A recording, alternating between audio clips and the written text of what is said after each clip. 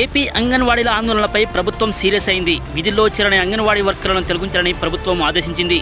ఈ మేరకు జిల్లా కలెక్టర్లకు సర్కార్ ఆదేశాలు జారీ చేసింది. ఇప్పటికే పలు చోట్ల అంగన్వాడీలపై వేటు వేశారు. మరోవైపు చెలో విజయవాడకు వస్తున్న అంగన్వాడీలను పోలీసులు అదుపులోకి తీసుకుంటున్నారు. ఏపీ అంగన్వాడీల ఆందోళనలపై ప్రభుత్వం సీరియస్ అయింది. విధుల్లో చేరని అంగన్వాడీ వర్కర్లను తొలగించాలని ప్రభుత్వం ఆదేశించింది. ఈ మేరకు జిల్లా కలెక్టర్లకు సర్కార్ ఆదేశాలు జారీ చేసింది.